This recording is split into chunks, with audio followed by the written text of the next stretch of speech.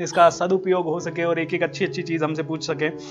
Sir, कई लोग आज के जमाने में अपने माँ बाप को वृद्ध आश्रम वगैरह में छोड़ जाते हैं और सिटी में कई सारे, इसीलिए हर सिटी में कई सारे वृद्ध आश्रम वगैरह खुल चुके हैं और बहुत सारे लोग पीड़ित हैं। मतलब मैं देखता हूँ हर सिटी में कोई ना कोई वृद्ध आश्रम है, वहाँ 50 लोग, 100 लोग, 80 लोग, 50, 500 लोग हैं। सर, मैं चाहूंगा कि आपका क्या थॉट है, ये ऐसा क्यों हो पा रहा है, क्यों इतने सारे वृद्धाश्रम खुल रहे हैं? क्योंकि भारत का बेटा तो किसी भी ऐसे भी पूछो वो कहेगा मैं अपने माँ बाप से बहुत प्यार करता हूं, तो फिर माँ बाप को ऐसी जगह पे कैसे छोड़ देते हैं बच्चे सर? और ऐसी युवा पीढ़ी के लिए आपको क्या संदेश है सर कि कहां पे गलती हो रही है हम सबसे? देखिए, एक आज बहुत अच्छा सवाल पूछा है आपने और शायद बहुत कम लोगों को पता होगा कि आज ही हमारे पिताजी का लगभग इसी समय पर खाना खा रहे थे पिताजी, माताजी से बात चल रही थी और उनका अचानक देहांत हो गया, हार्ट अटैक हो गया। आज ही के 23 अगस्त को ही हुआ।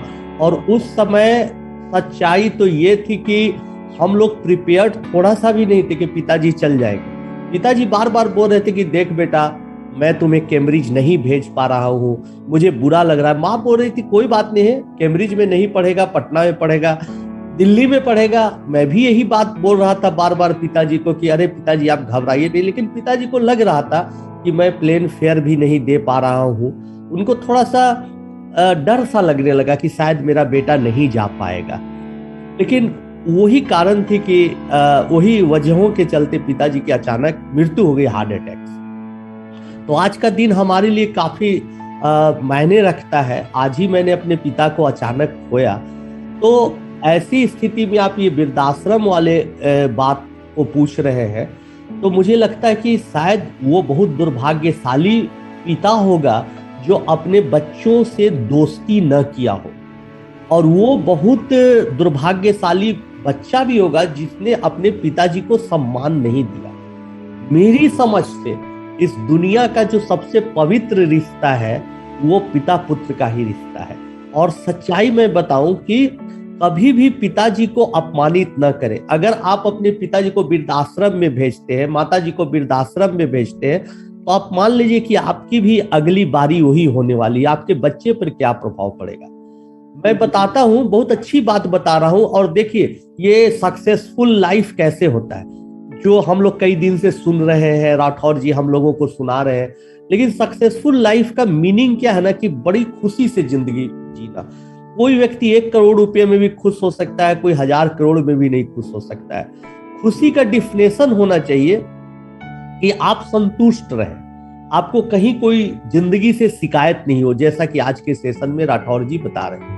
तो ही बात है कि अगर आप अपने पिताजी को सम्मान दीजिएगा, माताजी को सम्मान दीजिएगा, तो उससे बड़ी खुशी और आपको मिल ही नहीं सकती, उससे बड़ी सफलता आपको कोई हो ही नहीं सकती। इसलिए मैं युवा पीढ़ी को कहना चाहूंगा कि पिता पुत्र के रिलेशन को समझे, अपने पिताजी का सम्मान करें, उनको आदर करें और उनको पूजा करें, उनकी पूजा करें, और साथ साथ अपने बच्चों से भी प्यार करें, अपने बच्चों से भी दोस्ती करें। हमारे फादर सुनाते थे बहुत सारी कहानियां रात में सुनाने वक्त, वो अपने पिताजी और अपने बारे में, यानी हमारे दादाजी और पिताजी का कैसा रिलेशन था। मैं बहुत छोटा बच्चा था, 2-3 साल का, तो हमारे दादाजी गुजर गए थे। तो पिताजी कहानियां सुनाते थे, कैसे बचपन में उनकी दोस्ती थी, कैसे दोनों साथ जाते थे, कैसे दादाजी गांव में बीमार पड़ गए, खाने को कुछ नहीं था, तो पिताजी कैसे दिन भर चल के पटना आके दवा ले जाते थे। ये सब बातें सुनाते थे पिताजी। उसका मुझ पर बड़ा पॉजिटिव प्रभाव पड़ता था और मैं भी पिता का भक्त हो गया। तो भक्त था पिताजी का, एक अच्छा बेटा बनने का प्रयास किया। उससे भी ज्यादा पिताजी हमारे एक बहुत अच्छे मित्र थे। ये तो आपके लिए आई एम श्योर कि सर आज 23 अगस्त का दिन है और आज ही के दिन ये हुआ, तो ये बड़ा कितने साल पहले की बात है सर? ये बात 1994 को है। 1993 को मुझे पता चला था, लेटर आया था कि मुझे कैम्ब्रिज जाना है 1 अक्टूबर 1994 को। 1 अक्टूबर को कैम्ब्रिज जाना था और दिन पर दिन नजदीक आ रहा था। तो उनकी मृत्यु जो हुई 23 अगस्त 1994 को। तो सर मतलब उसके बाद आप कैम्ब्रिज तो नहीं जा पाए थे शायद, राइट, किसी कारण से? बस पैसे नहीं थे, घर की जिम्मेवारी आ गई। मेरा छोटा भाई था, हम दोनों मिलके यही मोहल्ले में पापड़ बेचना शुरू किया, साथ घूमना फिरना शुरू किया, बच्चों को पढ़ाना शुरू किया। और बाकी तो फिल्मों में लोग देखें, कई मेरे यूट्यूब पर कहानियां सुनिए, लेकिन आज का ही दिन हमारे लिए बहुत महत्वपूर्ण है। इसलिए हम बहुत बहुत धन्यवाद, आज आपने कई लोगों से बातचीत करने का मौका दिया। इस समय में सर भावुक होना स्वाभाविक है और आप थोड़े से भावुक लग रहे हैं अभी। सर आपसे पूछना चाहूंगा कि जब पिताजी की बात निकली तो आपके पिताजी की कौन सी 4 या 5 ऐसी सीख जो आपको अभी भी याद है और हर रोज जिनसे आप जीवन जीते हैं, जिनको यूज करके? ईमानदारी से बताएं ना राठौर जी, बहुत ऑनेस्टी के साथ बता रहा हूँ, तो सारी सीख आप सिखा रहे हैं, कोई नई सीख उन्होंने नहीं दी। पिताजी की सबसे बड़ी सीख थी ना कि बेटा किसी से दुश्मनी नहीं लेना, किसी से ईर्ष्या भाव मत करना, जो आप आज बता रहे हैं। वही पिताजी कहते थे कि छोटा आदमी, छोटी सोच का आदमी किसी से बदला लेता है, ईर्ष्या करता है, उसको गिराने का प्रयास करता है। तो दोस्तों आज भी मुझ पर कितने माफिया लगे, कितने केस मुकदमा किया, कितना झूठा फंसाने का प्रयास किया, तो हम बार बार यही सोचे कि पिताजी हमारे साथ है और वो बोल रही है बात कि किसी से बदला मत लेना, ईर्ष्या नहीं करना। और ऐसे ईर्ष्या करने वालों का अंत बड़ा बुरा होता है, वो बहुत मानसिक कष्ट में जीते हैं, बहुत दबाव में रहते हैं, तड़पते हैं।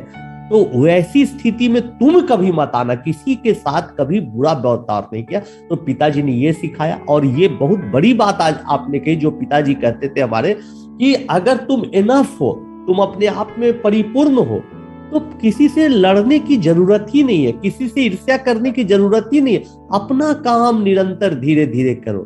तो पिताजी इस बात को मॉडिफाई करके बताते थे कि बेटा मेहनत करना, मेहनत का कोई सब्स्टिट्यूट नहीं, जितना हो सके तुम पढ़ाई करना, जितना हो सके तुम पढ़ाई करना, कोई भी फील्ड में रहना तो सबसे अच्छा करना और सबसे अलग भी करना।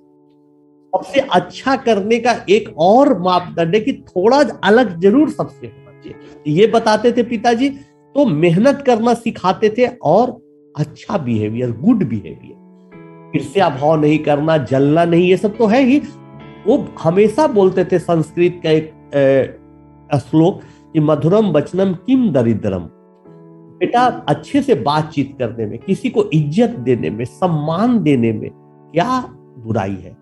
और दोस्तों मैं आज ऑनेस्टी के साथ बताना चाहता हूं, कोई मैं प्रलोभन में नहीं आया, ना कोई मैं आपसे बिजनेस कर रहा हूं, ना राठौर जी आपसे बिजनेस कर रहे हैं।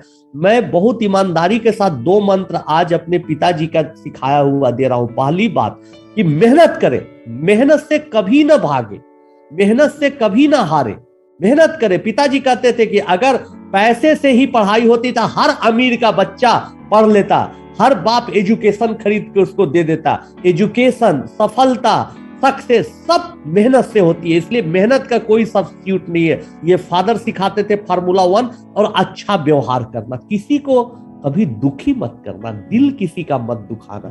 तो मैं पिताजी से बोलता था कि पिताजी शायद आप इसीलिए मेरा नाम आनंद रखे, तो नाम के अनुसार मैं जरूर काम करने का प्रयास करूंगा। तो दोस्तों जाने अनजाने में गलती हो जाती होगी पता नहीं, बट आज तक हमने अपने जानते भर में किसी का दिल दुखाया कभी